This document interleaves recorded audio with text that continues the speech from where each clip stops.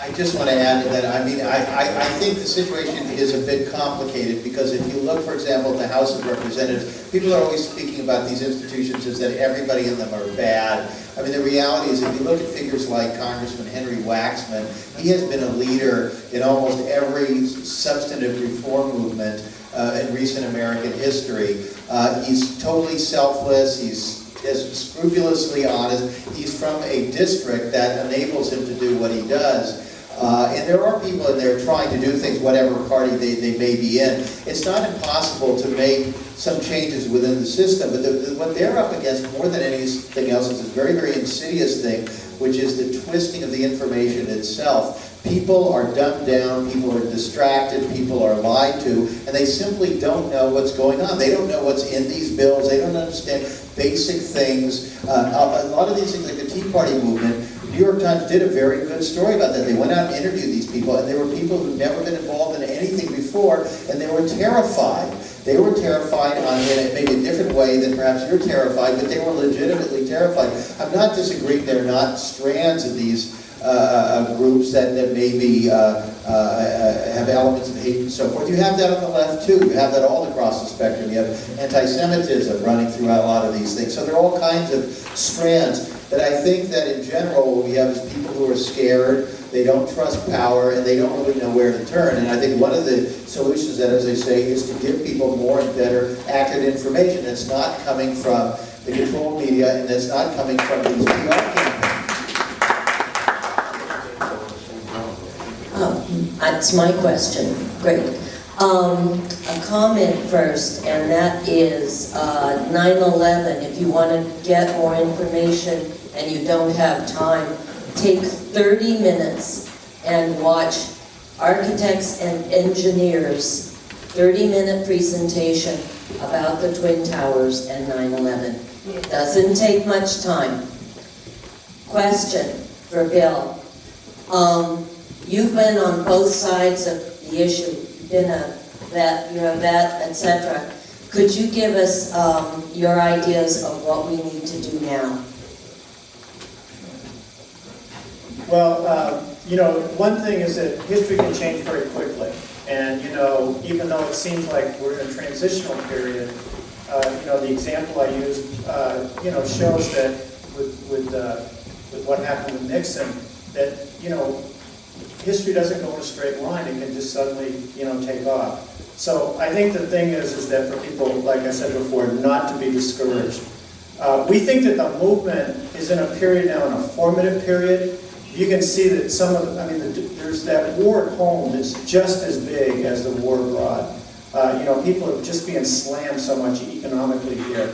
And there are some really great signs. I know the demonstration here in San Francisco was politically very significant because it included, you know, two labor struggles that were, you know, the TWU, the struggle for the transit workers, and also the Unite Here Local 2. They were, you know, the demonstration went past their hotels that they're striking against. So the movement has to be broad. When we say broad, it's not just a euphemism. We have to bring in the unions and work with the unions. We have to bring in, you know, the students. And it does appear that, you know, during the Vietnam War, of course, there was a draft, and it was much different because the campuses were such, you know, hotbed and organizing centers. But now, because of the tuition becoming so impossible, and the fact if you get a degree, you're not going to get a job, but you are going to have the student loan, and the contradictions are so huge, you know, that people are,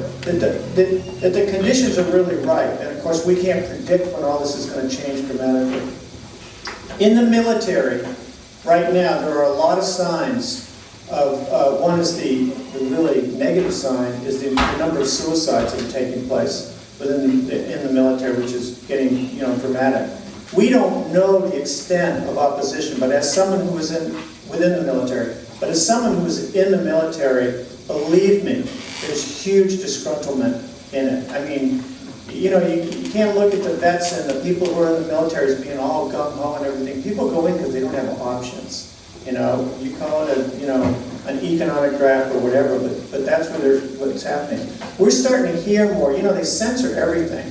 like the soldiers can't blog out or anything like that. All that stuff is controlled. And of course the media, which is, the undercurrent here tonight, is that the media, the embedded media, they learned a lesson in Vietnam, right?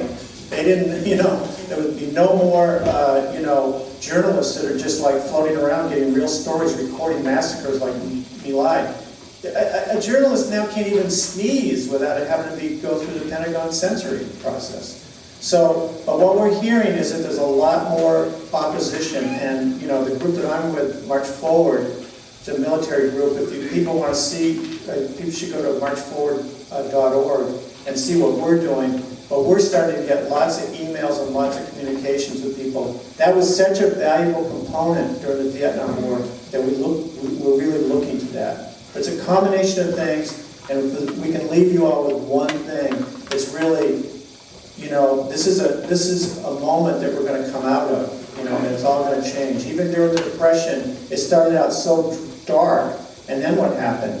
The struggle just took off, and they really thought, the ruling class thought they were going to lose the system altogether. And that's why suddenly there were reforms. That's why there was suddenly, unemployment and the Wagner Act and all those things. So, people should just figure out ways on their own local level to get involved and keep an eye on the big picture. Thanks, Paul Hackwell. Actually, Russ Baker, 30-second closing remarks, and then Larry Everest, 30-second closing remarks. Russ, no. Okay. Larry, go ahead. All I just to pick up on the theme of everybody on the media, I just wanted to tell people Revolution newspaper has been banned from Pelican Bay and Menard Prison because this paper is finding an audience in the prisons. It's a horrible act of censorship. I would just encourage people to look at the paper and read some of the letters from the prisoners that we received that are printed in this issue. It's tremendously moving. From the darkest dungeons of this country, people are dreaming of a whole different world and liberating all of humanity, and it's tremendously inspiring, and that's what they're trying to crush. So I'd encourage people to help with this and take a look at the paper. I'd like to thank all the panelists. Russ, do you have anything you wanted to say? Last words?